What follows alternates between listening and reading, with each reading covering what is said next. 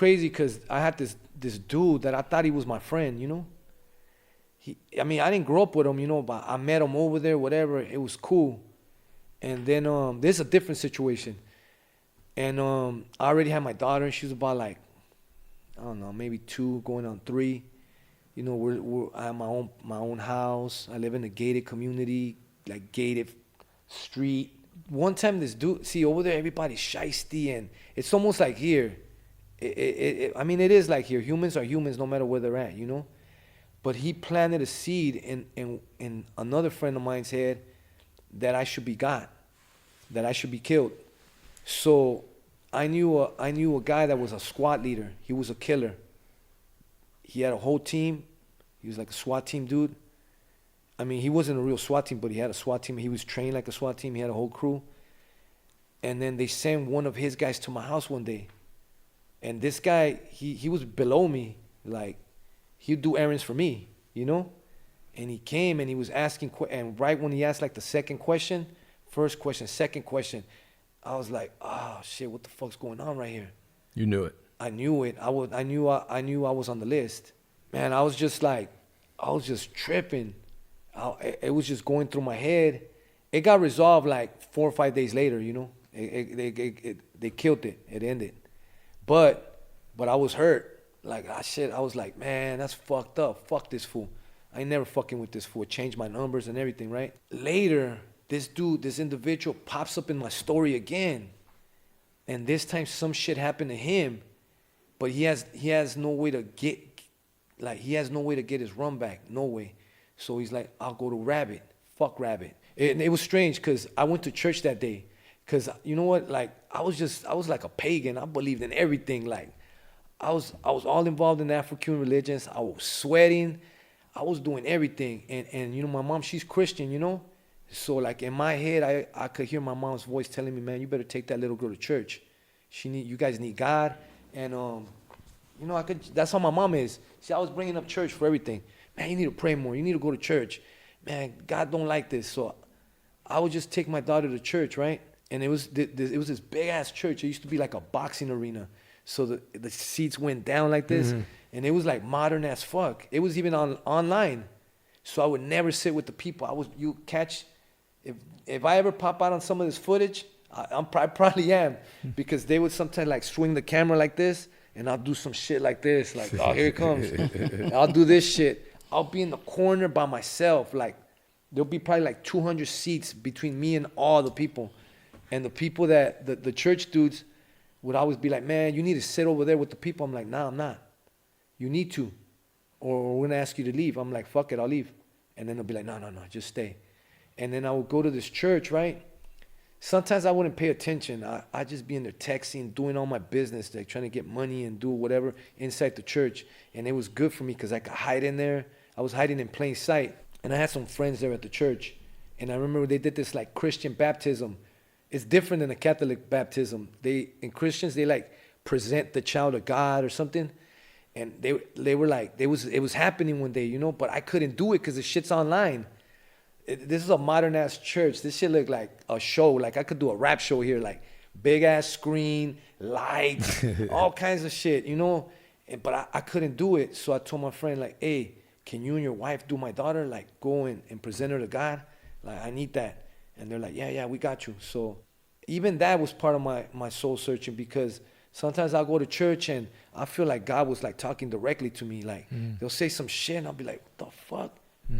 Man, this fool knows what I'm going through. Like, he'll like say shit like, yeah, I know it seems fucked up right now, but you know, you're gonna make it out of here. And then he'll like, I like shit out of Psalms because like, it just gives me like fortitude. Like what I was telling you about the Quran, I would read the Quran. I just feel strong when I read the Quran. Cause I would read it like, That's how I would read the Quran. Me, I don't know. You know, and it just, I was just reading. I became an avid reader. It was almost like I was in prison because my house was my cell. I wouldn't really come out. I had the gym all in my house, had a PlayStation room in there, recording studio. I came out when I had to, and I just was exercising and reading, making music. And making music. So this one day I go to church, right? It's on a Sunday. We had this little routine. church, and then we go to this like fucking fake pollo loco, right? It was bomb. Go get it. We eat. Fucking my daughter take a nap. She go to her room. I go to my room. We take naps, and then we'd come out after. Like I go out there and play with her, you know, on her little bicycle, whatever, right? So I'm like, man, I'm gonna wash my car. I had this SUV, so I'm fucking washing it. I have the thing in the thing open in the back, right?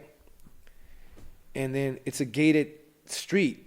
So Sunday, my street was dead. Nobody would go out. No cars would come in. Like, you know, fools were hungover. I don't know, out of town, whatever. And boom, two SUVs. One SUV pulls, two of them, but one pulls up directly in front of the gate, and they're just looking at me. And I'm like, man. So I keep washing the car, and every time I look, like I try to like do some shit like that, like out the corner of my eye, fucking looking at me, like grilling me, giving me dirty looks, like say something. Where's your daughter at? Right there, playing right in front of me. Like she's just a little girl, she's playing.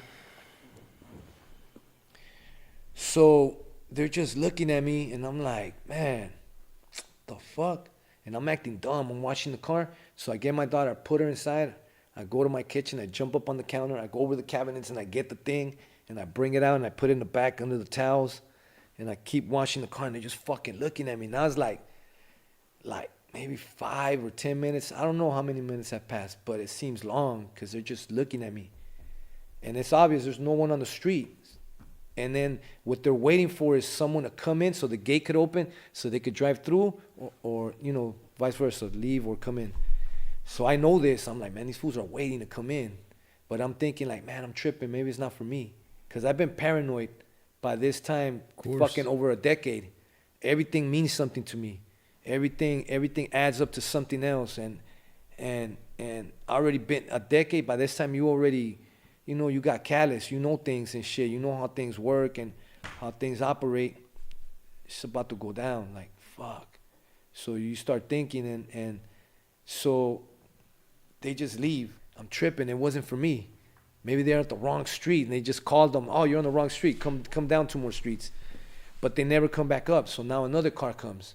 It looks at me and it does a U-turn. And now it's on my side of the gate. So the dude gets out and he's calling me. He's like, hey, to come out there.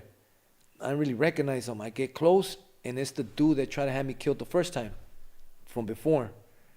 So I look at him and I'm like, nah, it's hot out there with they call them the pepos. The pepos are the state police. Those are the ones that catch fugitives. They have some, like an iPad where you put your hand on it and it'll like on some Interpol shit or something.